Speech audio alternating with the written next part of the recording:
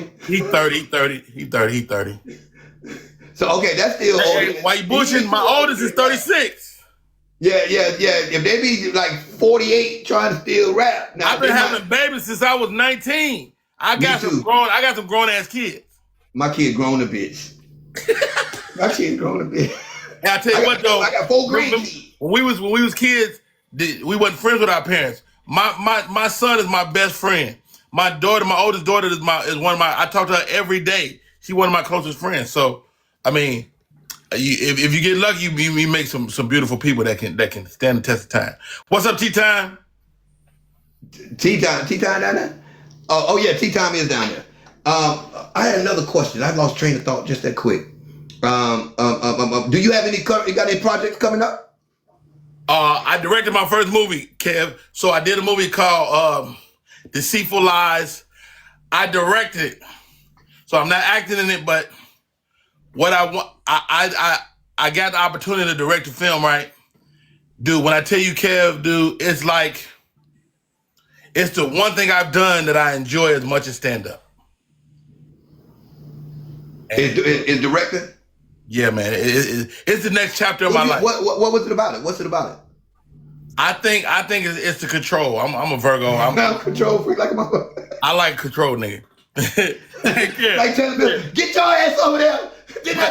But control is a lie. Cut. Everybody shut the fuck up. You know. Hey, tell them again. What? Do what?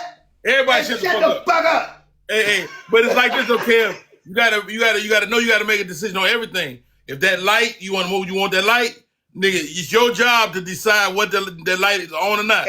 I gotta put the light. If they don't do what you tell them to do, what you do? You tell them what?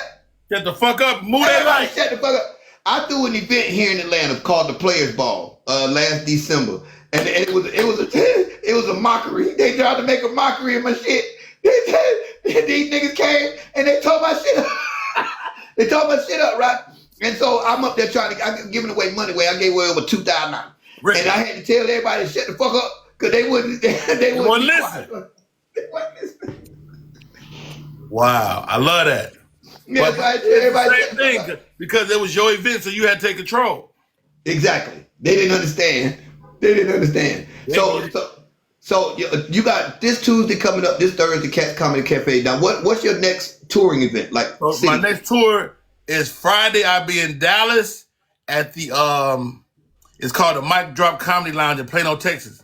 So I'll be in the Dallas area Friday, and Saturday, the 12th, I'll be in Baltimore, Maryland, and at a event center there. Oh, okay. Myself, who else is gonna be on that? There's a couple people on that show. Bando, if anybody in the chat got any questions, you can come up one at a time. Y'all, we got about 10 more minutes. Y'all can come up one at a time if y'all got any questions. Would you like to do something with Corey Holcomb? Have you worked with Corey Holcomb? You know what? Me and Corey used to be really close friends, man. And, over time, you kind of lose people or whatever. But I love Corey. I love his comedy. I think he's funny. And, it's a very competitive business. It's competitive. And I think Corey do certain stuff for clickbait. Like, Corey not a mean nigga. He seemed like it. He's not a mean nigga. And I would like to see people to see the Corey Holcomb I know, which is a really great nigga, man. Sunset, you got a question for Mr. Perry? Yes, I have a question, but you got one question. Come on, Sunset. I'm about to kiss your ass in the mouth. Come on. I'm about to give my one warning. And when you come up here with a question, I will drop you and block you with no question. Don't come up with no bullshit. Ask your question. If you don't ask your question.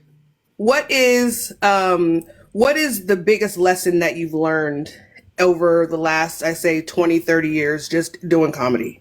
You know what? That's a great question, Sunset. My biggest lesson, when I decided to go to Hollywood, I picked my family up. I was a member of the United States Navy, and I picked my family up and moved to LA. And I asked God for discernment. Let me tell the good people from the bad people. And that's what I've done. You asked me, do I have any regrets? I don't have no regrets because I only realized the motherfucker was bad till I let him go. You know what I mean? Yeah. And so But the biggest lesson is have discernment. Ask God to let you tell the good people from the bad people, and you'll be okay. I love that. Thank you so much. Okay, I'm gonna go back down, Kev. Thank you. Anybody else got any questions? Y'all got about 5 minutes, 7 minutes. Anybody else got any questions for Mr. Perry? Want to come up and talk to Mr. Perry? Just say Talk Tyler Perry. We can talk Tyler Perry. We can talk. We already talked Tyler Perry. Yeah, let's get into Tyler Perry. Who is that coming up in the box? Private, go on mute for me for a second, please. Tyler Perry. Have you ever worked with Tyler Perry? If not, would you like to work with Tyler Perry twice? I did an episode of Meet the Browns, and I did a movie called Medea's Big Happy Family. And you know what I wanted to do? Can you hear me? Yes, sir. You good. You good. I wanted to make Tyler Perry laugh. That was my goal when I was on set. Because Tyler let you improvise.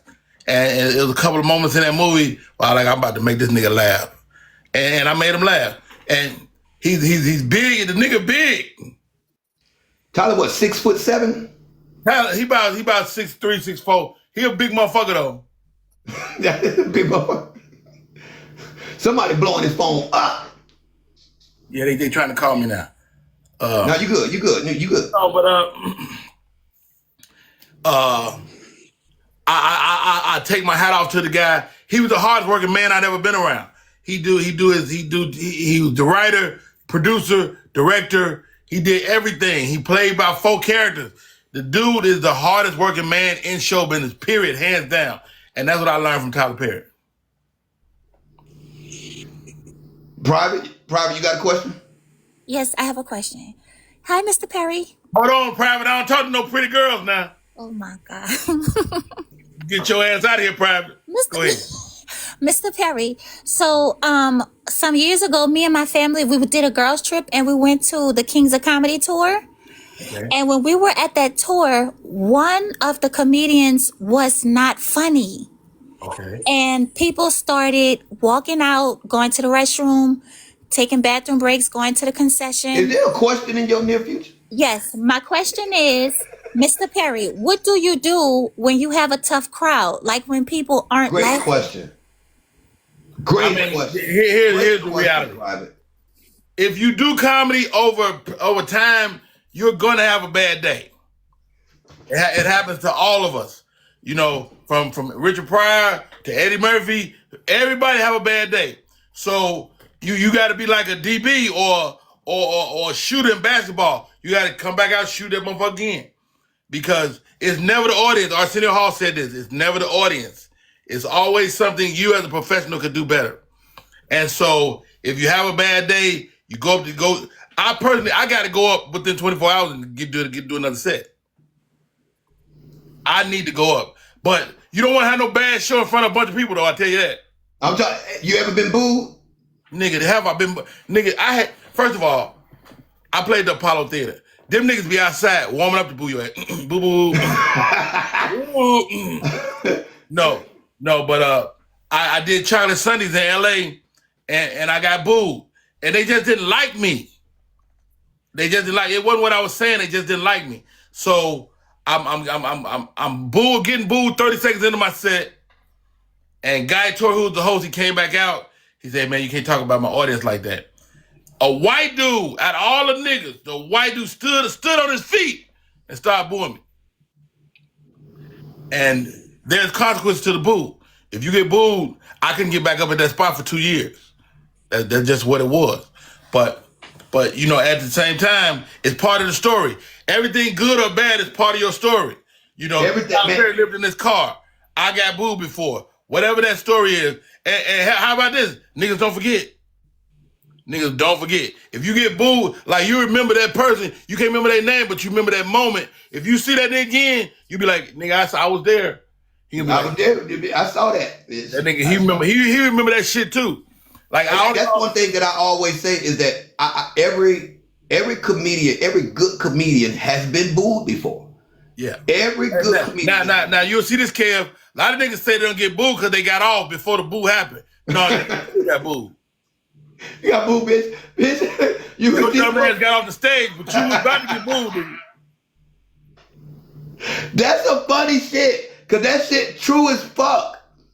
That, you know, people think that just when you go on stage that it's just gonna be automatic. It's not. Hey, how about this? Worse than a boo is silence. A silence is worse than a boo. When you up there thinking you got some funny shit and you say that shit to them, and then they be like this. Nigga, you want to kill your goddamn self. You want to stab yourself. You want to jump off a building. All right, Private, thank you for coming up. We got somebody else. We got some more questions for Mr. Perry. Private, you're too damn pretty to be pretty. Yeah, I told her she need to scratch her face or something. Let's go, y'all. She need a bump on her cheek with some hair coming out of it. Yeah, she needs some acne. She needs some. We got too many people up here. Somebody got to drop. Moments, I'll bring you right back. Moments. That's my girl, LOL. Well, LOL, what's up, baby? Hey, how y'all doing? Welcome to the bando. Everybody in the bando, pick up LOL, y'all. She's funny as hell too. We was over there on Rodney's platform last night, all chopping it up and getting it in. Everybody pick up LOL in the chat, y'all. Everybody in the chat pick up LOL and make sure y'all pick up Mr. Rodney Perry. Show him some love, y'all. Run up his numbers. He's sitting at 23K, y'all. Can we get him to 30K? Can we get him to 30K, y'all? He's the guest. He's the guest of the night. He's the feature. He's the headliner of this motherfucker tonight. I'm the co-headliner tonight. This is the motherfucker. Hey. But this is what you know. This is what you know, Kev. I was telling Marvin this weekend. Ain't nothing like when people come to see you. Like, I work with everybody. I work with Sid. I work with Steve. I work with Monique. But I was the feature for those guys. Ain't nothing like, nigga, ain't nobody after you. Your name on the motherfucking marquee, sign me up for that shit.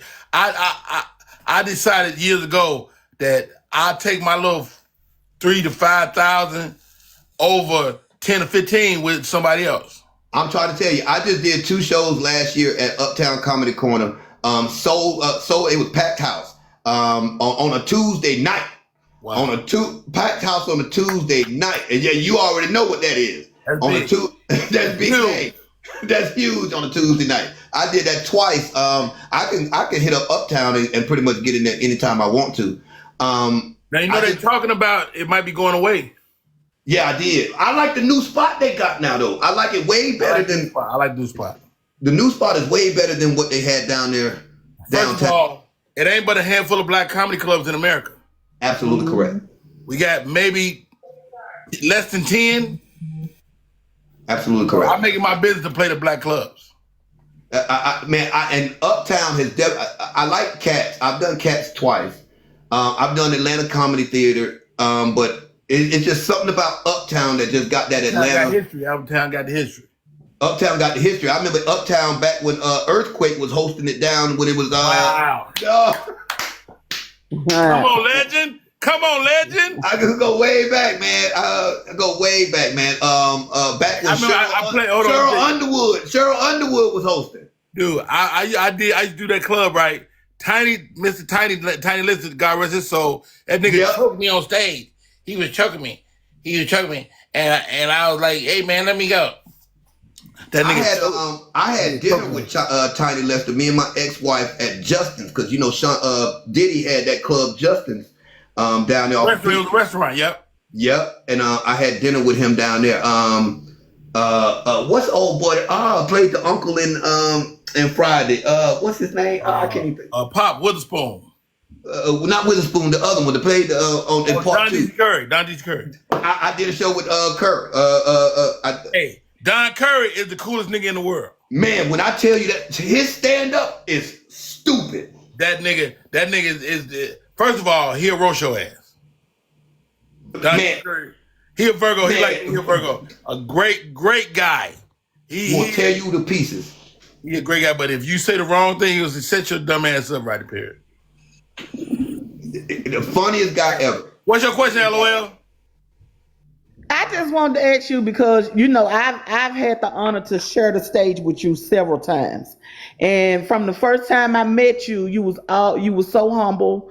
You gave me your number. You told me I can call you. I just wanted to know because some comics who have done as much as you, you act and you did with so many people, they don't even want you near them. But what humbles you to make you want to share your gifts and wisdom of your talent with other comedians? I blame it on my OGs. You know, like I got the game from so many people, and I tell you, what's his name? Not Don Curry, but watch out there now.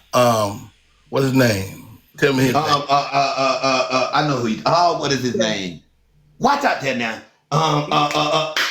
With the spoon. It was not with the spoon. Right on tip of my tongue. Tom Joyner Morning Show. Yes. No, not Yes. Brown. Yeah, Jesse Brown. Jesse Brown. Jesse Brown put inside what they say. Rodney Perry. People only want the game. If you can stop and get somebody the game, they don't want your money. They don't want nothing. They just want the game. So if you give them the game, that's more important. So if I meet Miss LOL and I don't give you the game, I'm not taking care of my comedy. I'm not taking care of comedians. Mm-hmm. Yeah. Well, I appreciate that. I really do. I've always appreciate your wisdom and everything you've told me, and just respected the fact that you just take the time to talk. Now, Miss LOL, can I ask you a question?